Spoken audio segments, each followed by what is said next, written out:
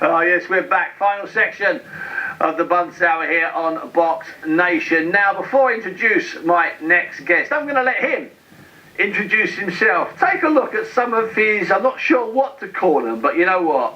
They're quality. Have a look at this. Yeah, so like I said, I've got my next fight, my second fight on September the 7th. It's a Friday. We've got Tony Conquest, who's got a European title shot on there. My old sparring partner, Lewis Petit, has got a Southern Area title on there.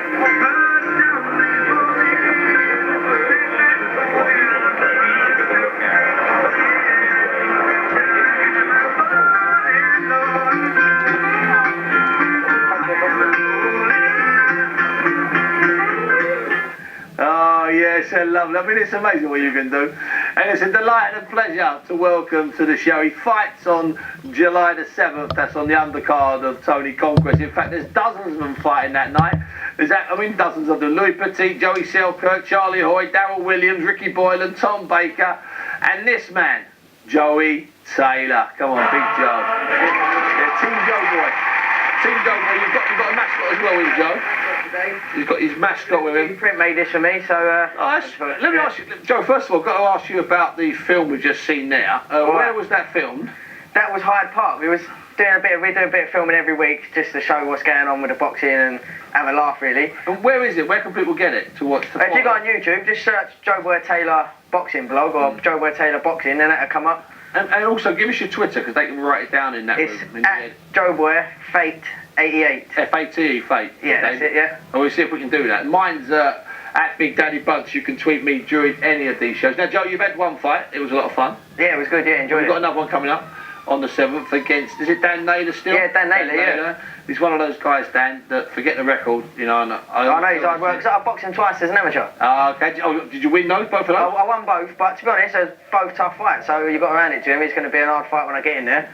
I'm looking forward to it. Yeah, and he might fancy over 4 rounds, obviously. Yeah, 4 rounds still, yeah.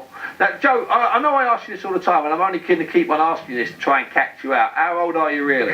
24. I ain't having it. I'm sorry, I'm not having it. Now, there used to be John Fane, the kid in Scotland, good-looking young kid, and he had to send me a photocopy of his mum sent me a photocopy of his passport because I didn't believe he was really 22 either. And I might have to reach out to John a little bit because Joeboy, because I'm not buying that.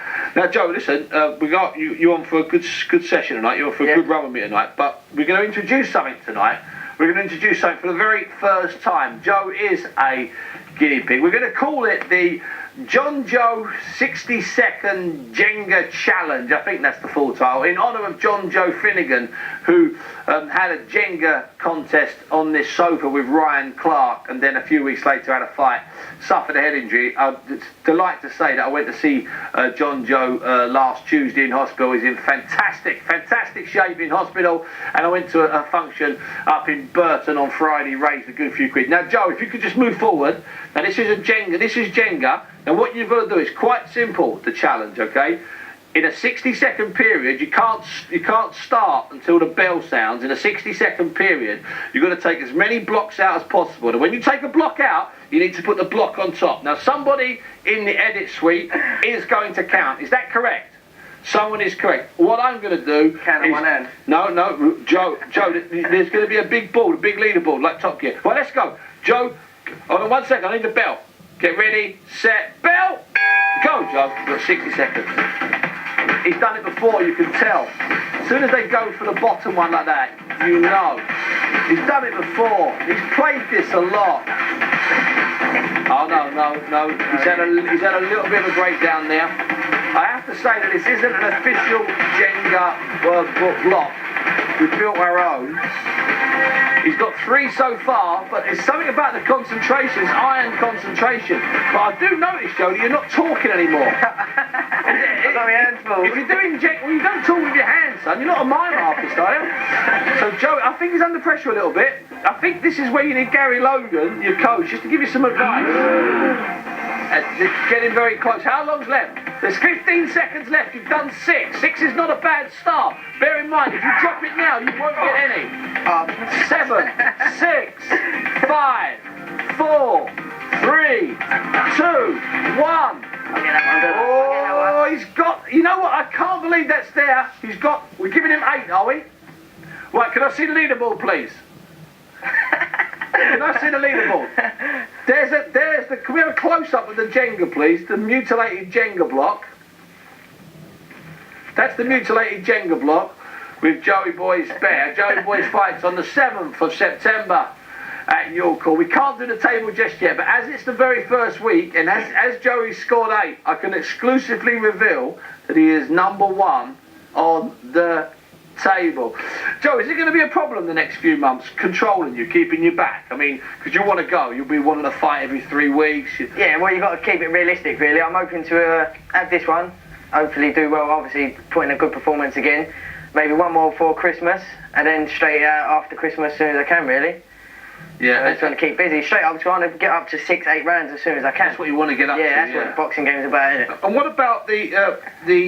Have you sort of found yourself over the last, say, couple of months since the first fight, in your head, talking to yourself and just telling yourself that it's now serious? Yeah. You're not fighting for. You're not getting ready for 4-2s and the Haringey Cup. You're getting ready for 4-3s and 6-3s. You're in proper pro gyms, surrounded by fighters like David Hay. Is it all starting to dawn on you a little bit? Yeah, it's a bit overwhelming, but you just got to think, I've got to keep my head screwed on and make sure I don't get complacent about it. Yeah, I had a good win, but at the end of the day, I've still got to work hard for my next fight and fight after that as well. Yeah, because that's really what we're talking about here. It's not a case of, letting it slip. And in some ways, Joe, and I mean this, and I know Adam Booth probably talked to you when you're down with Gary down at David's gym and Adam's gym, but these early fights, sometimes these are the hardest ones to stay focused. Yeah. Because you're selling lots of tickets, you're involved in the selling of the tickets. Yeah. It's all a bit of a fun and a bit of a laugh.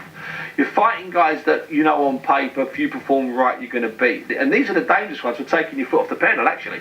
Yeah, the thing is, like, you get some people that have had 20 and only won 2 or 3, but you can't take it for granted because they've been there, they've done it, and they know how to beat you. Yeah. It's just you've got to get in there, you've got to make sure you're ready to be in there with them. That's all it is, really. Make sure you're ready for it. Leave your mark quite early. Yeah. And that is. What about as you? Let's do this hypothetical question, Joe. You've had about another 3 or 4 fights. Yeah. And you're fighting another guy that's lost, say, 7 or 8 out of his 13 or 14 fights, and you're getting a bit not cocky because you're a confident kid anyway. And I'm not going to confuse being cocky with confidence. Confidence is great, but do you think it will be slightly more difficult to stay focused then? Because you're in a bit of a run then. You see my point? Yeah, I see your point. I think if you've got the right sparring, if you're sparring and you're bashing people up, then obviously you're going to be that way inclined. But if you're sparring and not getting it all your own way, I think it sort of half teaches you a lesson to, hold on, if he's giving me a bit of a whack every now and then, this guy could as well. Yeah. That will keep you on track. Now, what about you allowing yourself to look at fighters, guys that are British level at the moment? You're allowing yourself to look at them for a year's time, 18 months' time. To be honest, there's quite a few about, but we're all sort of coming up together. I'm not really set anything in stone yet, but I've been watching. You've got to keep an eye on the competition, ain't you? So.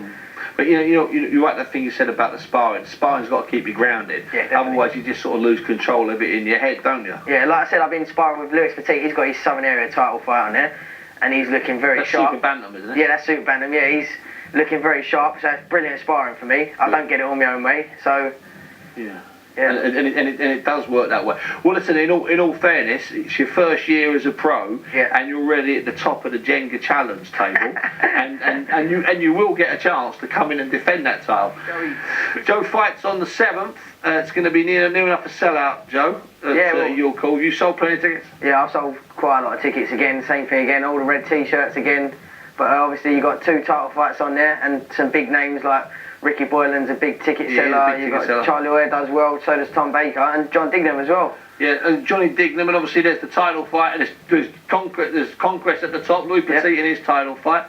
That your call at the moment, I was talking earlier on to Billy Joe Saunders, who fights the weekend after. It seems to me that you fellas, if you all box together, you're going to outgrow your call, aren't you?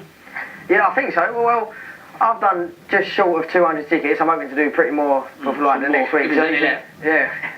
But, so I think that's maybe Wembley or whatever. And the blogs, you're still doing the blogs? I mean the dancing, you're still doing the dancing? Singing? That's a bit of salsa dancing practice in there. I know, listen, there's nothing wrong with a little bit of salsa. I mean, you know, there was... The Brendan Ingle used to have his fighters doing ballroom dancing. Oh, I don't think I could act that. Well, you might do, son, if they decide that you need a bit more movement. If I tell Gary... I'll tell you what, he's got me doing yoga, Gary, to get a bit more flexible and all that, so I'll do that down at Urban Kings, and that's quite a bit of a killer. Yeah, that's the gym in King's Cross, does everything there you can think of. So, yeah. But in all fairness, yoga and Pilates are really overlooked in boxing.